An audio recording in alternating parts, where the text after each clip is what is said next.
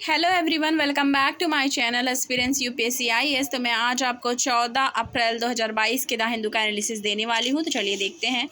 आप पहले first page पे आ जाइए। उस पर आपको ये पढ़ना है, India to grow at 8%, World Bank ने कहा है ऐसा। ठीक है कि इंडिया को ग्रो होना है 8%, ऐसा वर्ल्ड बैंक कह रही है। तो ये वाला आपको पहला पढ़ लेना है। आगे देखते हैं और क्या पढ़ना है आपको।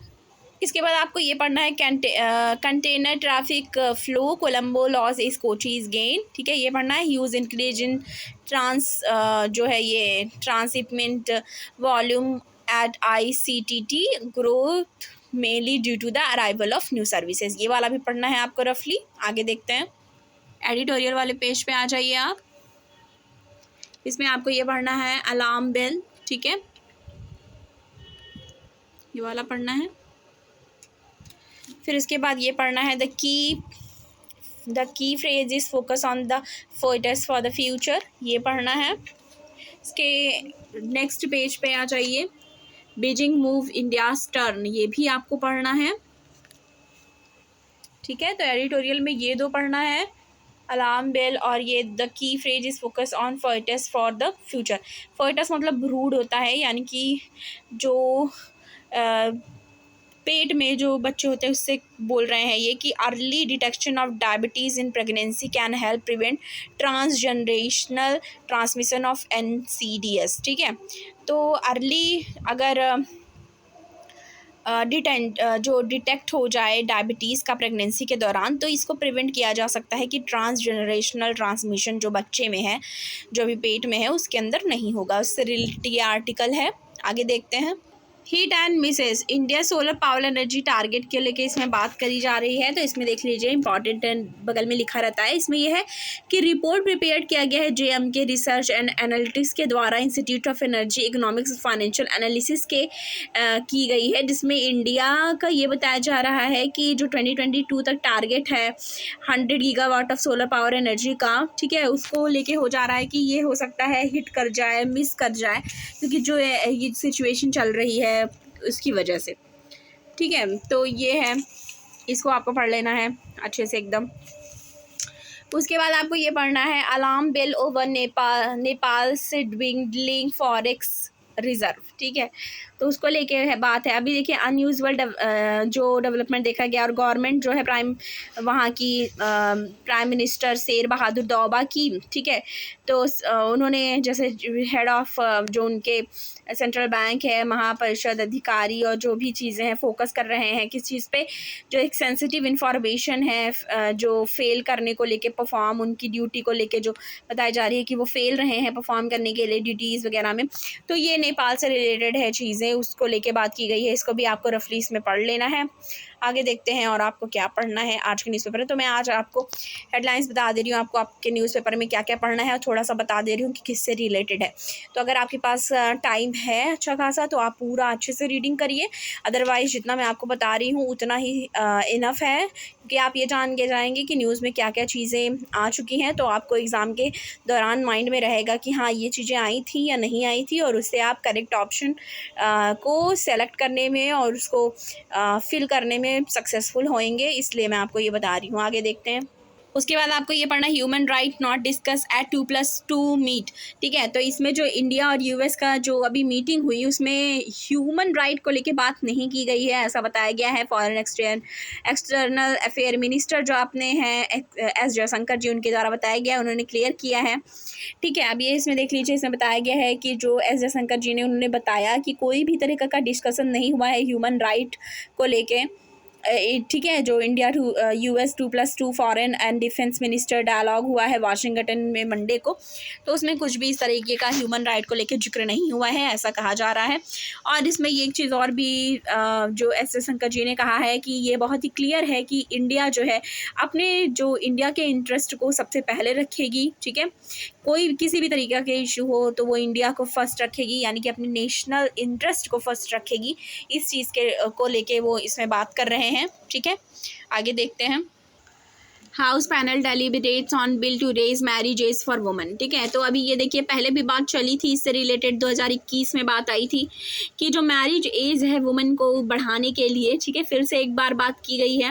अब पार्लियामेंट्री जो स्टैंडिंग कमेटी है, ठीक है, उन्होंने ये बताया है कि prohibition of child marriage act amendment bill 2021 को लेके कि वो प्रोसेस जो है रेज किया जाए, जो एज है मैरिज करने के लिए वुमेन का 21 ईयर्स कर देना चाहिए, 18 साल, जो कि अभी 18 साल है कि शादी कर सकती हैं, गर्ल्स की शादी हो सकती है, यानी वुमेन शादी कर सकती हैं, पर अभी 21 साल बाद की जा रही है करने की। सेकेंड मीटिंग वेडनेसडे को हुआ, उसमें ये जिक्र किया गया है। तो अकॉर्डिंग टू सोर्सेज से क्या बताया जा रहा है कि जो पार्लियामेंट्री स्टैंडिंग कमेटी है एजुकेशन की, women, children, youth and sports, headed by BJP MP Vinay जो सहस्त्र बुद्धि हैं, उन्होंने जो मेंबर से मिले हैं, टास्क फोर्स अपॉइंट किया गया है गवर्नमेंट की तरफ से जून 2020 में इस चीज़ के regarding age of marriage to improve the nutritional status of mother का भी होगा, बेबीज़ का भी होगा। अब क्या है, जैसे कि आप ये बात जानते हैं कि अगर कोई भी है वो कोई भी गर्ल है, उसके 18 ईयर्स पे मैरिज हो जा रही है, तो वो जल्दी कंसीव करती है, जल्दी प्रेग्नेंट हो जाती है। उससे क्या होता है कि उसको उतनी जानकारी नहीं होती, उसको इतनी न्यूट्रिशनल चीज़ें नहीं मिल पाती, उससे भी दिक्कत होती है। वो पढ़ी लिखी नहीं होती है ज़्यादा, तो उसको पता भी नहीं होता है कि समाज सोसाइटी में उसका क्या योगदान है, उसको कैसी चीज़ें करनी है, क्या करनी है, क्या नहीं करनी है। ठीक है, तो कम एज में ही माँ बन जाना, उससे उसकी सेहत पे बुरा असर पड़ना। ठीक है, तो बहुत सारी चीज़ों का ध्यान में रखते हुए 18 से 21 साल के एज करने की बात की जा रही है। पार्लियामेंट्री स्टैंडिंग कमेटी ने अपनी रिपोर्ट भी सबमिट की है। अब देखिए जब ये बिल पास होगा तो इससे रिलेटेड फिर से हम न्यूज़ पढ़ेंगे, अगर पास हो जाता है होपफुली। आगे देखते हैं। ये है not to extend Gram Swaraj scheme. ठीक है, अभी नॉट क्या आया है कि जो ग्राम स्वराज स्कीम है उसको एक्सटेंड करने के लिए बात की जा रही है। ये जो प्रोग्राम है उसका एम क्या है, इम्प्रूव किया जा सके गवर्नेंस पंचायती राज इंस्टीट्यूशन में, उसके लिए।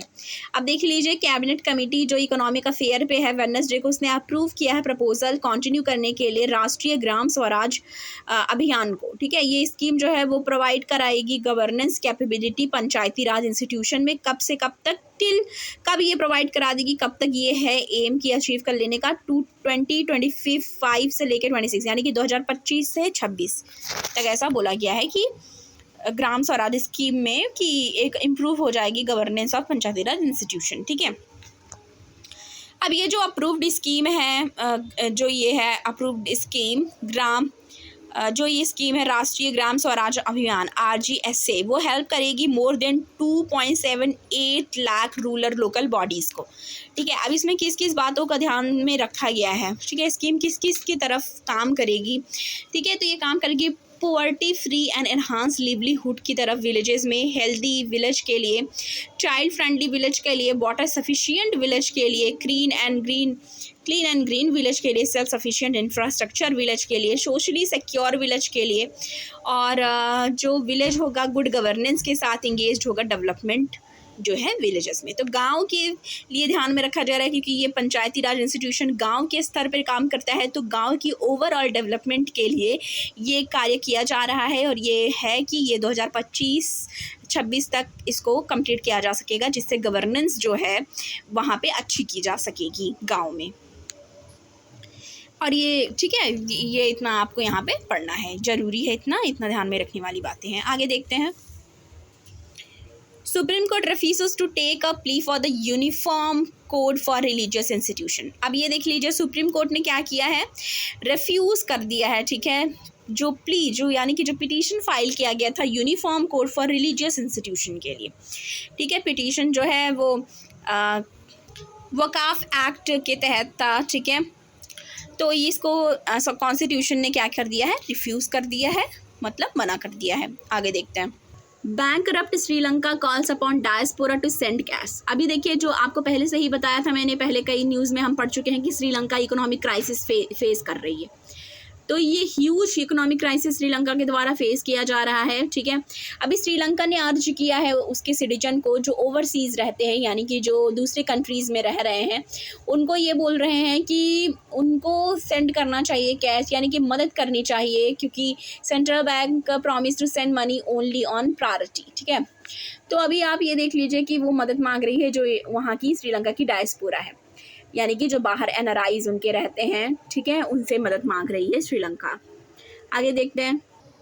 Jaishankar tie review impact on ongoing war on the global trade, ठीक है। तो इसमें क्या है, India meeting also made conference secretary Raimondo, ठीक है। अब इसमें क्या देखना है, कंटिन्यू किया गया है जो इंगेजमेंट है बाइडेन एडमिनिस्ट्रेशन और फॉलोइंग मंडे को 2+2 इवेंट हुआ, जिसमें एक्सटर्नल अफेयर मिनिस्टर जयशंकर जी और US के ट्रेड रिप्रेजेंटेटिव USTR के कैथरीन टाई और कॉमर्स सेक्रेटरी जीना रायमेंडो भी पार्टिसिपेट किया, उन्होंने भी, वो भी मीटिंग में मौजूद थी, ठीक है। 2+2 डायलॉग हुआ इंडिया और US के बीच में, हर पर्सपेक्टिव जो भी है उस पर बात की गई, ठीक है। पर हाँ, उसमें इसके पहले वाली न्यूज़ में बताया गया कि उसमें ह्यूमन राइट्स से रिलेटेड ऐसा कुछ भी बात नहीं की गई थी, ठीक है। तो उसको लेके ये है, आगे देखते हैं, ठीक है।